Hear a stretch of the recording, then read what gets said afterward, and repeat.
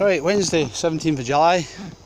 It's about 8:30 in the morning. This is just ahead of the St Mungo judging for 2019. This is Stevie's plot, and look at that view.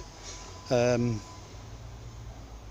the background there's a lovely ligule area, and this is just the entrance to his hut. In fact, there's Stevie hiding in the corner doing some last minute preparations. And look at the height of these hollyhocks. Look at the colour. And it must be, what, 7-8 feet tall? Just to the right there are some Dahlia Edinburgh. Looks like, what would you call it, stuff related to bananas. The name will come back to me, but I'm sure you know, canna, I'm sure it's canna. Hanging baskets there full of begonias. And there's two half baskets put together with impatiens or busy lizzies in them, more begonias, some fuchsias there, nice red and white fuchsia in the background. And this is just the side view of his plot. Behind that shelter, he's got all these brassicas. That's really just to give him a wee bit of protection from the cabbage root fly and from the pigeons which devastate anything to do with cabbages or sweds or turnips or cauliflowers here. And there's a whole load of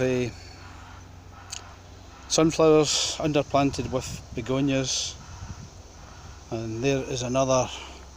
In fact, there's a banana plant that he successfully overwintered, and it's not a bad size. I mean, look at the size of the leaves. Just for an example is my paw just on top of the leaf. Behind that he's got a backdrop of chrysanthemums. They will actually flower around about probably late August, September, October even. And down there he's got, in there, there's his celery, all tied up to exclude light, to bigger props, to get to bigger plants. Hanging baskets, mainly fuchsias, more impatiens over in the background. He's got clematis and with a rose through it. And there's a good view of his ligure area just beside Stevie's head. There's another hanging basket. Right, this here is looks like shallots and cauliflowers, marigolds, more impatiens. That's a view of his brassicas. Look at those brassicas. This is just a taster because you'll have a better look at them in maybe a minute or two. There's a lily. This lily must be, what, 6 feet tall? Just about to burst open. Oh my goodness, look. There's a load of dahlias in there. Sweet peas. In the background there's runner beans. Dahlias. They even got a tub in here with fuchsias and osteospermum and begonias. What we got here? Climbing French beans. Alliums, nice architectural plant. Here we've got courgettes and marrows. Another tub here with osteospermum and begonias. These raspberries just about to set flower. We've got some rhubarb here. Tall plant is lovage, nice herb, just a pity you don't need an awful lot of it. Often used as a celery substitute, but I'm not personally convinced about that, but a little bit in soup is quite nice. Even his compost bin has been used to good effect with a marigold called honeycomb, so that's actually quite good. So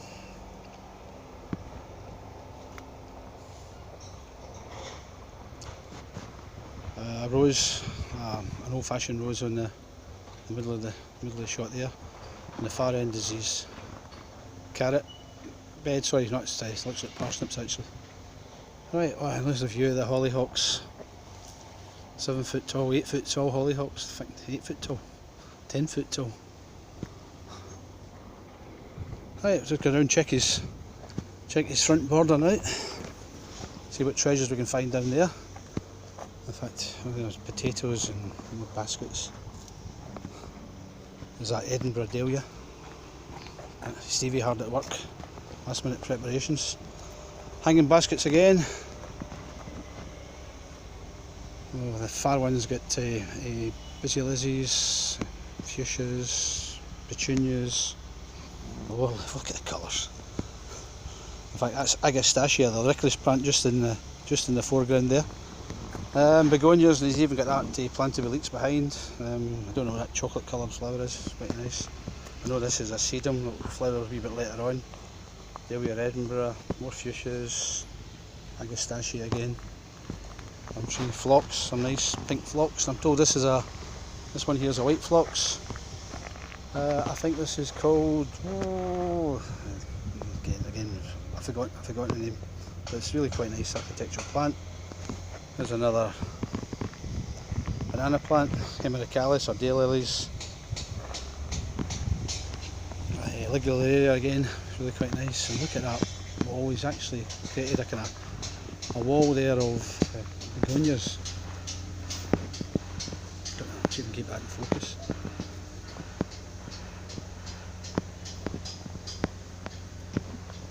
And look at this, look at the vibrancy of this blue colour. In fact, look at that with the begonias in the background. Amazing. I'm sure that's an erignium. I think it's something like erignium or something like that. Not too sure what this white flower is. I say I'm not too sure, it basically means I haven't got a clue. More begonias, and there's the front views, some Elysium there in the foreground. Some other bits and pieces. So again, not a square inch is wasted. And this is the view of the side of his plot. Again, look at that for a view. Now what we got here, that's a proper geranium.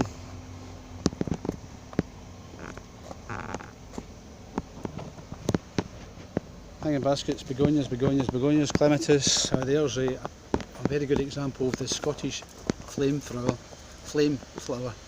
Very, very difficult to grow. It needs exacting conditions. You can just see it there. In fact, actually, it looks as though it's even producing some berries. So it's obviously very happy here. I don't know what this impressive looking yellow bush is. Look at the bees. Look at the bees, hard at work. Yeah. It's a wildlife habitat. In fact, speaking of wildlife habitats, I'm sure there's a pond in there somewhere. The bees buzzing me. This is what Stevie calls his nursery area. He puts a lot of plants in here. It's nice and sheltered. So in here he's got pelargoniums or geraniums. I don't know what that architectural plant in the background is called. And look how happy his clematis and rambling rose are. I'm sure that plant in there is a quince. Pots of, I don't know what that's in the back, looks like some sort of lily or daylily or something. Begonias, all sorts of bits and pieces in there. Quince. Get up path again, a wee border there of begonias. Charlotte's Ambition, there's actually the first of his chrysanths and flower. Charlotte Ambition. Blanche leeks with their collars on, extend them. I know this is his mammoth onions. This is pot leeks. Marigolds in the background there, just beyond the leeks. In fact, there's another view of his brassica cage. This is his carrot bed. And here I have his parsnips. Look at the size of parsnips.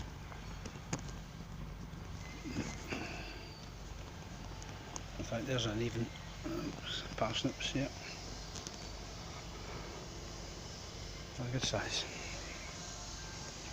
Here we've got some fruit trees, 4 fruit trees. Don't know if you can spot the cherries there in the middle. Just right in the middle of the shot, there's about 1, 2, 3, 4, 5 ripe cherries, but hopefully I think Stevie thinks it's only 4, so. Right, what we got here? It's mint, a couple of sweet corn plants, some beetroot, celery.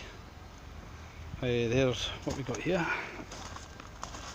Oops, I have a cat there. The cat keeps on annoying the place. Right, these are nice chili plants, cayenne I think. In fact, out indoors and they're already producing. Okay, and it's obviously nice and sheltered here. It's got its own microclimate.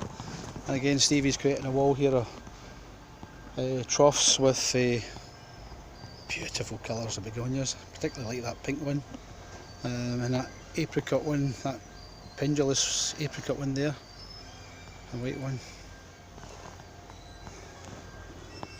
Lots of tumbling tomatoes, and I seem to remember that that kind of pink plant. That's actually a radish, and Stevie grows it basically for the flowers and for the ornamental pods. And that's another view of the lovage. Alright, and this is the view looking down towards the entrance to Stevie's hut, and you can see again, you can see the ligularia shining in the background. There's another view of those cherries.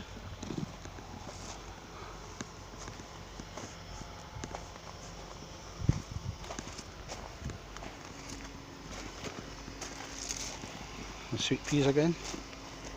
Other view is long beetroot. No, more pots with dahlias, fuchsias. Pots, pots, pots.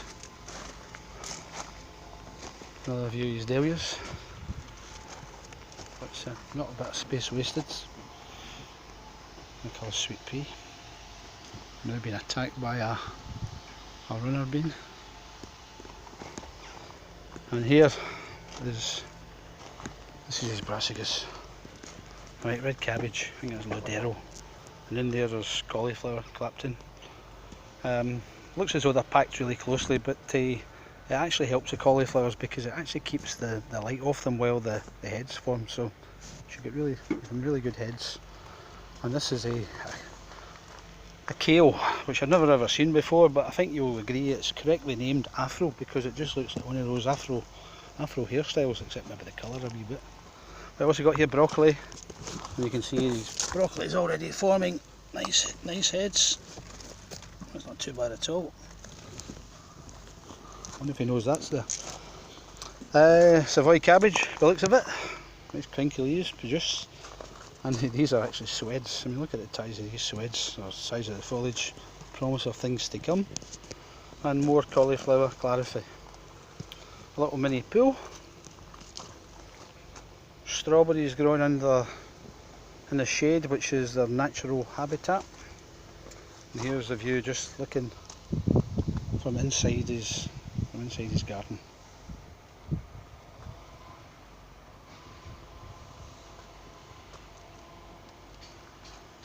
Lots of marigolds. And you just head towards his shed. Look at the vibrancy of that ligularia. And here's got troughs of chachens or basilicas.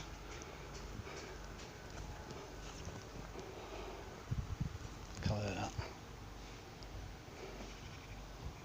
And marigolds, strawberries. And there is even a plant of Swiss chard that's going to seed, but again, look how architectural that is, and all these little knots that you see, all these little things, these are all potentially chard seeds. And there's his pool again, and there's a plant of oca, another Indian vegetable with tiny little lemon tubers. Looks like a couple of small erigniums in there, just bang centre. See, it's been entwined with that Scottish flame flower. That Scottish flame flower seems to be everywhere. I've never actually seen it looking so happy. I don't know what this architectural plant is here, but it's a lovely sheen off it. Pool, which I'm told there's tadpoles and possibly frogs in there. Pots of begonias again, not a bit of wasted space. Pots of fuchsias and begonias. I don't know what this chocolate looking flower is. It's actually very nice. In fact, what's that? It's called choca mocha. What's chocolate looking flower? Cosmos. Potato cosmos. And that is Stevie's garden on Wednesday the 17th of July. There's a view just from the door of his hut. I think anybody would agree that he must have a damn good chance this year.